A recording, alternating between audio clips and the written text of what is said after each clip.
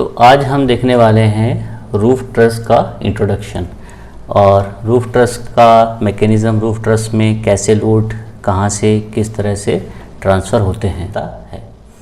तो सबसे पहले तो देखिए, जो भी हमको कहीं पर मान लीजिए लोड्स ट्रांसफ़र करने हैं, जैसे एक बार हम एक अजम्पशन के लिए मान लेते हैं, मान लीजिए ये कॉलम नंबर 1 और कॉलम नंबर 2। तो जैसे कि भी आप स्क्रीन पे देख रहे हैं, मान लीजिए ये है आपका कॉलम नंबर 1, ये है आपका कॉलम नंबर 2। तो इनके बीच जो स्पान है, इनके बीच जो सेंटर टू सेंटर डिस्टेंस है, पहली बात तो वह दूरी कहलाएगी स्पान। ये कहलाएगा आपका स्पान। तो यदि स्पान मान लीजिए 10 मीटर से कम होता, if span is less than 10 metre, तो हम यहाँ पे बीम काम में ले सकते थे। अब ये बीम आपकी यदि स्टील की होती तो रोल्ड स्टील सेक्शन की भी हो सकती थी, और ये बीम आपकी एक बिल्ट अप सेक्शन भी हो सकता था।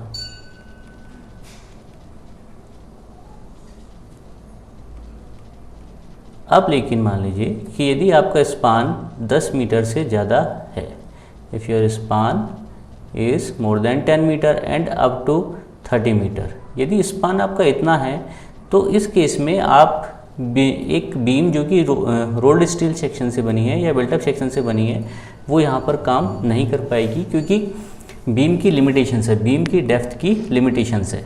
लेकिन ऐसे केस में जब आपका स्पान 10 मीटर से ऊपर और 30 मीटर तक जा रहा है, तो हम यहाँ पर वो स्ट्रक्चरल मेंबर काम में ले सकते हैं जो इस इतने स्पान पे लोड को इन column number 1 and column number 2 पे ट्रांसफ़र कर पाए।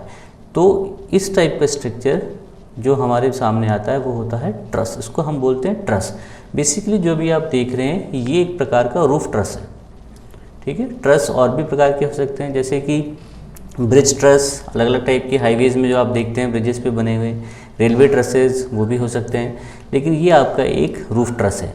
तो ये रूफ ट्रस कहाँ काम में आता है? ये काम में आता है आपका जैसे कोई गोडाउन हो गया, कोई गोदाम हो गया, कोई इंडस्ट्रियल बिल्डिंग्स हो गई। बेसिकली रूफ ट्रसेस काम में आते हैं इंडस्ट्रियल बिल्डिंग्स में।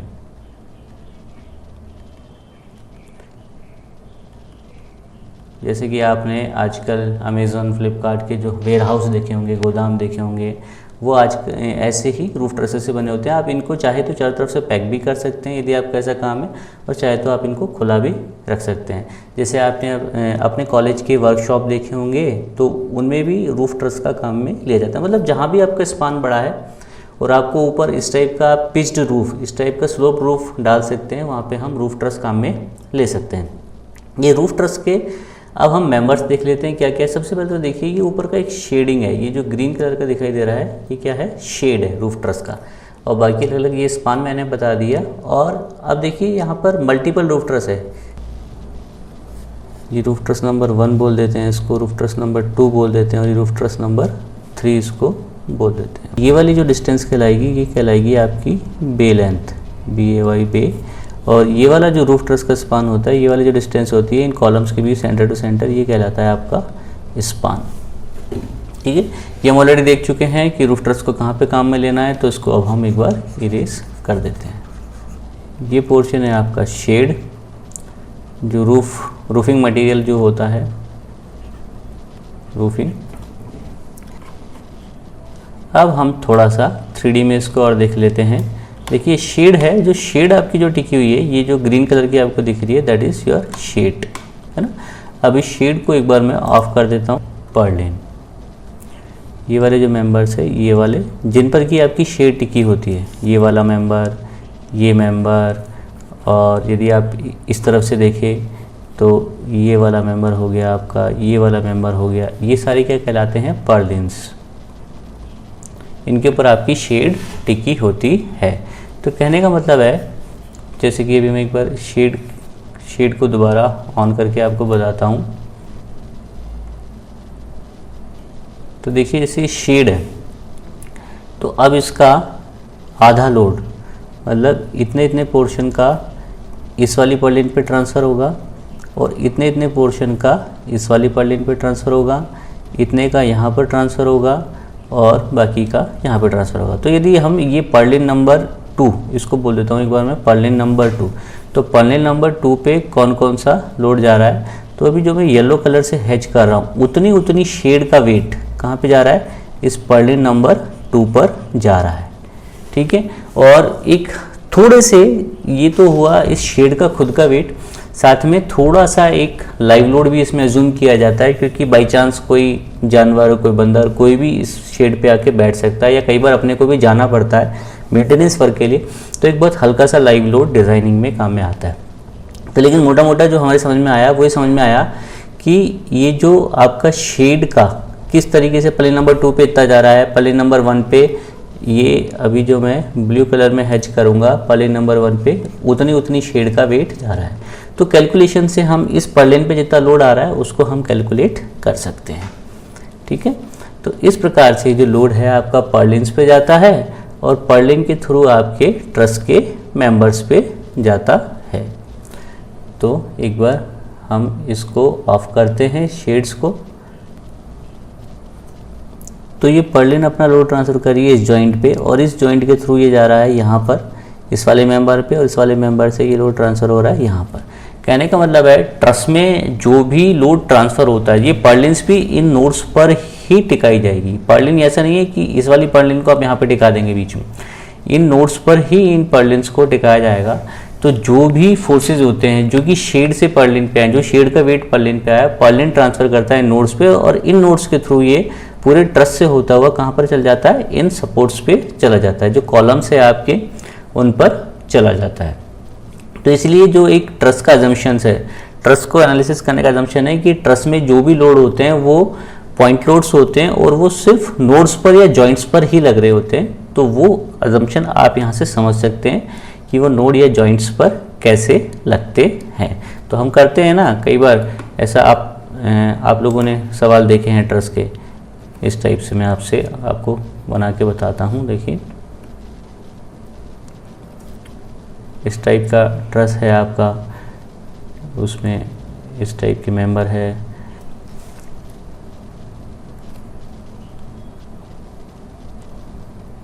उसमें आप लोडिंग यहाँ पर मानते हैं, यहाँ पर लगा रहे होते हैं, यहाँ पे लगा रहे होते हैं, क्योंकि जो आपका पर्लिन है वो इन नोड्स पर ही ट्रांसफ़र कर रहा है। ये वाला नोड यदि मैं यहाँ पर बताऊँ तो देखिए ये रहा,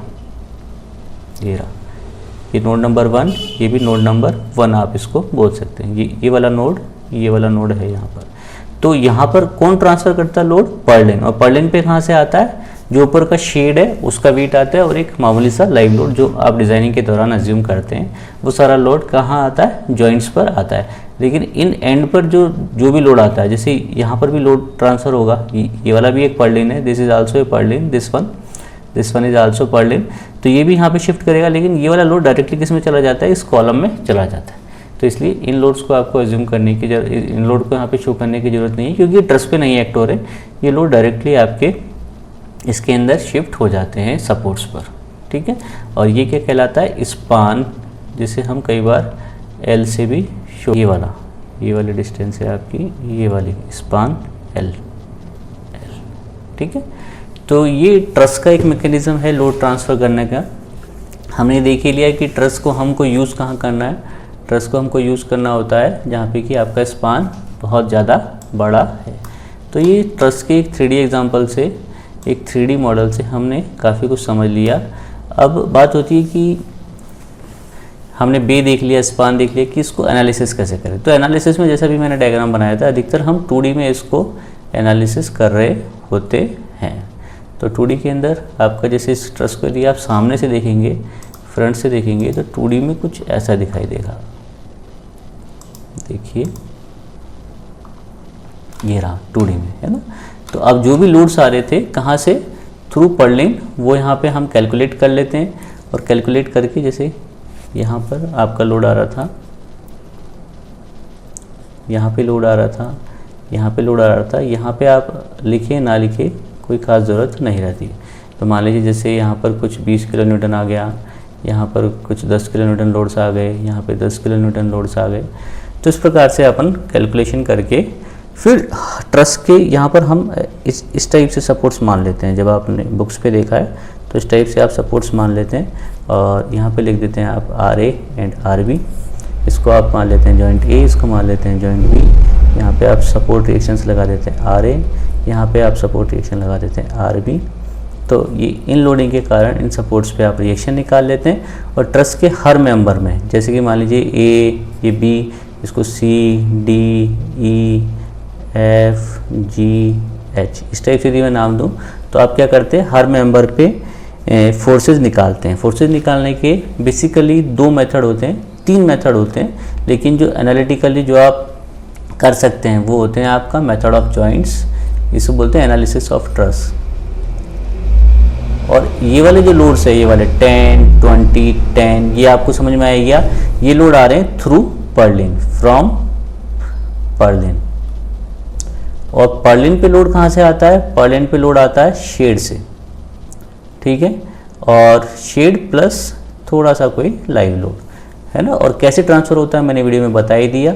जैसे इसका इधर का लोड इस पे जाएगा, ये वाला लोड इधर आएगा और इतने पोर्शन का लोड इधर आएगा, वीडियो के बीच में भी मैंने बताया था। तो ये पर्लिन ये लोड ट्रांसफ़र कर रही है इन जॉइंट्स पे, ठीक है। तो वो थ्रू प्रॉपर कैलकुलेशन आप किसी एक, अभी जो ये मॉडल है, जो 3D मॉडल है, उसमें आपके पास 3 ट्रस है, तो 3 ट्रस के हिसाब से आप किसी भी एक ट्रस में, चाहे वो बीच वाला हो कि साइड वाला, देखिए सबसे ज़्यादा लोड आएगा बीच वाले ट्रस पे, क्योंकि बीच वाले ट्रस पे लेफ्ट और राइट दोनों तरफ से क्या आ रहा है, आपका लोड आ रहा है।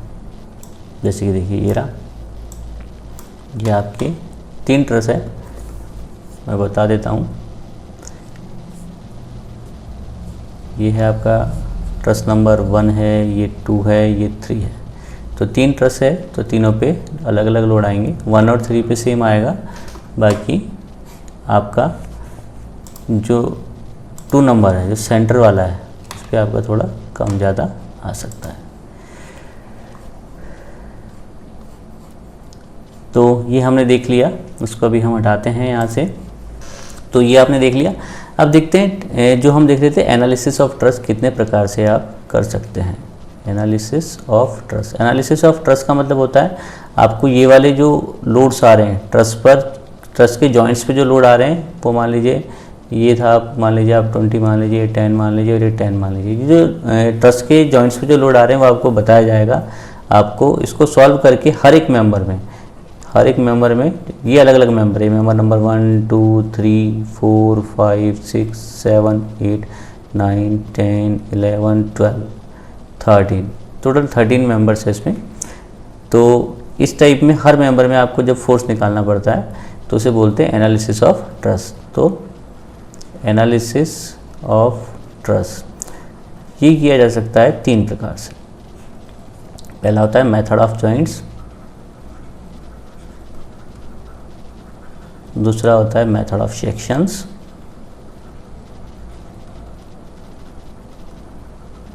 और लास्ट होता है graphical method.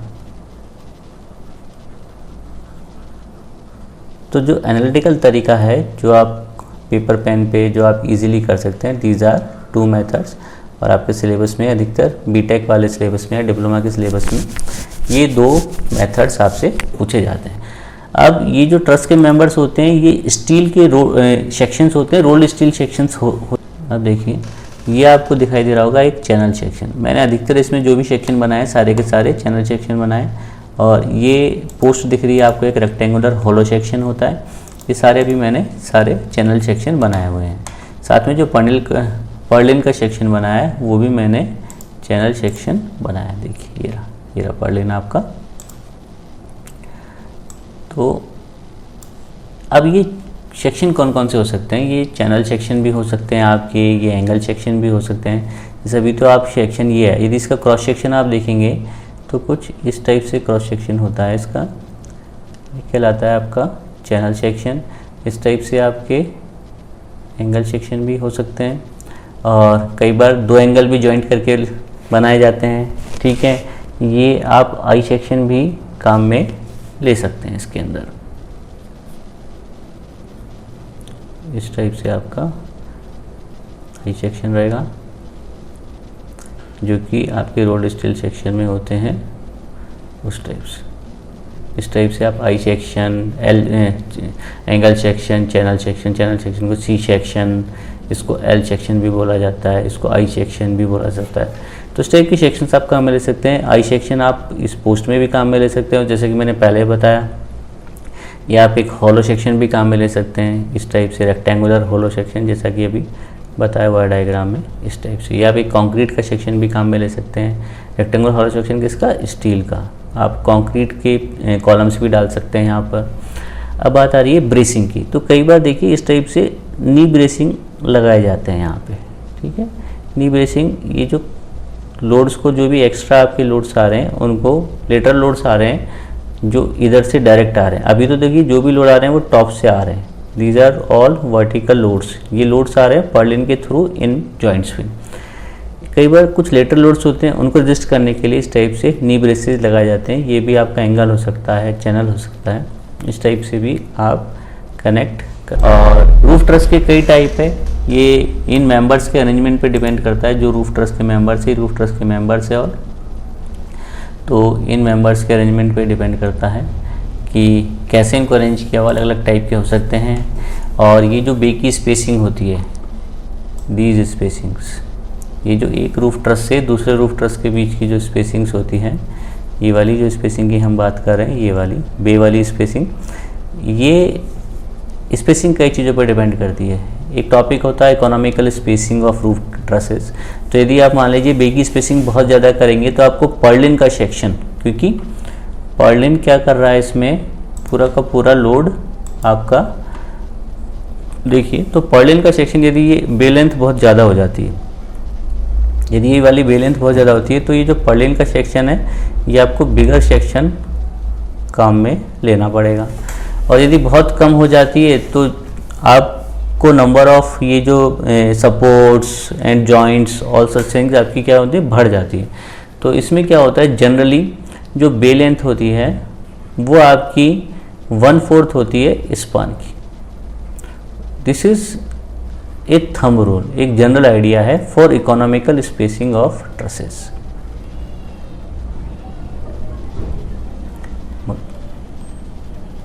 Spacing of truss है ना, ये जो बे लेंथ है ये ट्रस के बीच की ही डिस्टेंस है, आपकी दो ट्रसेस के बीच की डिस्टेंस है। देखिए ये वाली, ये है ट्रसेस और ट्रसेस के बीच की डिस्टेंस है। ये मान लीजिए ट्रस नंबर 1, ये ट्रस नंबर 2, ये ट्रस नंबर 3, तो इनके बीच की जो स्पेसिंग है वो बे लेंथ ही कहलाती है। This is called bay length, है ना। ये बे लेंथ लगभग 1/4 होनी चाहिए स्पान की। तो इस टाइप से हमने कुछ इंट्रोडक्शन देख लिया है। आज की वीडियो में इतना ही। नेक्स्ट वीडियो में हम देखेंगे analysis of truss. Thank you.